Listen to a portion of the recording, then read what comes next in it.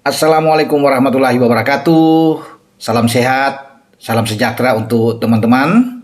Sebentar lagi Indonesia akan menantang Arab Saudi di Stadion King Abdullah Sport City di kota Jeddah. Tapi sebelum kita bertanding, ya saya akan menginformasi pada teman-teman di grup C di mana Indonesia berada. Juga bersama Arab sudah berlangsung ada 2 pertandingan yang sudah selesai dan ada satu kejutan. Bahrain mengalahkan Australia di Markas des Socceros dengan 1-0 ya.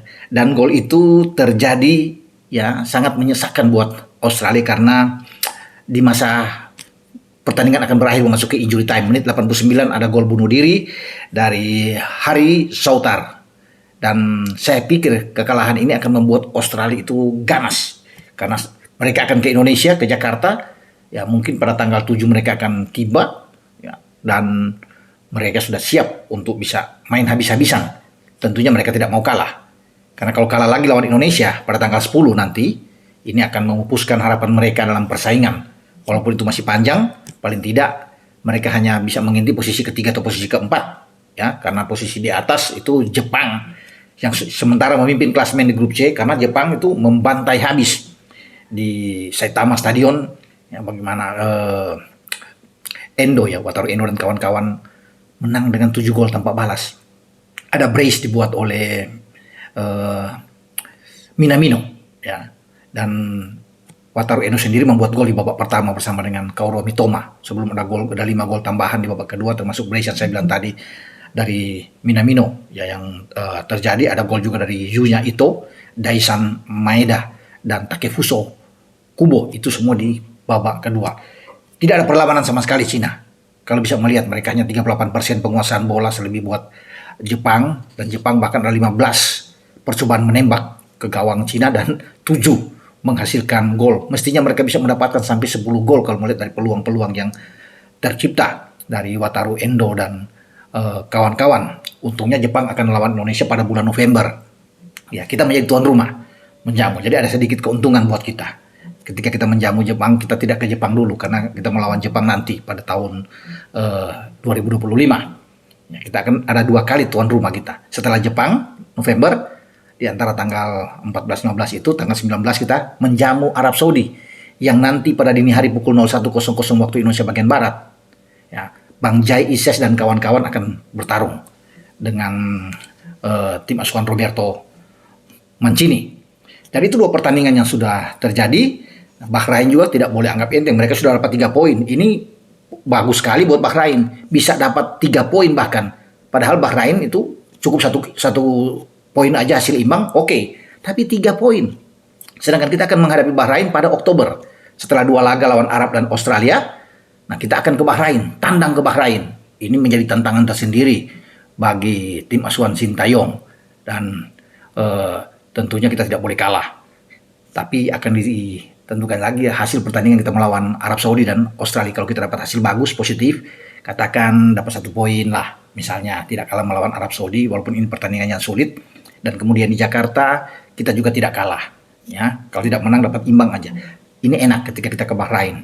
Memang Bahrain tim yang kuat. Ya, setelah dari Bahrain kita menuju ke China.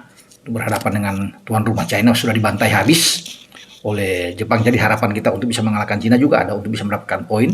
Walaupun kita harus tandang ke mereka, masih oke ya teman-teman. Nah, yang perlu saya bicarakan di sini juga, supporter tim nasional Indonesia ya, sudah membanjiri datang ke Jeddah memberikan dukungan secara moral buat tim asuhan STY ini. Ini sama terlihat ketika para penonton supporter fanatik Indonesia ini memberikan support habis kepada tim kita di Piala Asia di Qatar pada Januari yang lalu.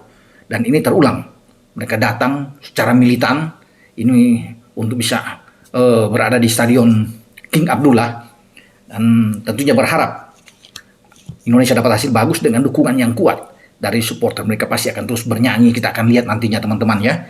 Dan memang terima kasih banyak DM ke saya, Bung Ropan, ya, kami sudah ada di Jeddah dan kami siap untuk memberikan dukungan terhadap timnas. Ya, banyak ya, kalau bisa dibaca tidak bisa baca satu-satu, tapi banyak sekali ada DM ke saya. Jadi antusiasme itu sangat tinggi, ini luar biasa. seakan-akan bisa dilihat ini pemain ke-12 di luar lapangan ya, yang sangat berpengaruh ya. Tanpa mereka tentunya ini bisa lain, tapi dengan adanya dukungan yang sangat kuat ya sepanjang laga, ini akan memberikan saya pikir semangat lain tambahan ya buat tim kita bertarung melawan tim kuat seperti Arab Saudi. Memang penting keberadaan supporter itu, dan kita berterima kasih semuanya, termasuk PSSI juga, dengan banyak yang datang, bukan saja di Arab sendiri, tapi di negara-negara tetangga ya, dari negara Teluk ini semua itu berdatangan untuk memberikan dukungan terhadap timnas kita. Karena ini setelah ini sudah nggak ada lagi timnas untuk bermain di Arab, kan cuma satu kali home and away. Ada memang pertandingan selanjutnya akan bermain di Bahrain. Nah itu masih lama ya, pada bulan depan Oktober. Tapi yang ini dulu dimanfaatkan dengan baik karena pertandingan pertama itu krusial. Semoga dukungan yang luar biasa datang dari para supporter, para pendukung timnas Indonesia ini membuahkan hasil yang baik untuk timnas kita. Kita akan tunggu teman-teman ya. Hasil selamat berjuang buat Jai Isyas dan kawan-kawan. Ini pertandingan yang sekali lagi tidak mudah, tidak gampang untuk dilalui. Tapi seperti kata Jai Isyas, tidak ada yang tidak mungkin dalam sepak bola. Kami harus mengalahkan mereka. Kami harus bisa mendapatkan poin. Ya jika tidak mengalahkan paling tidak imbang. Ya jangan takut, kata Bang Jai.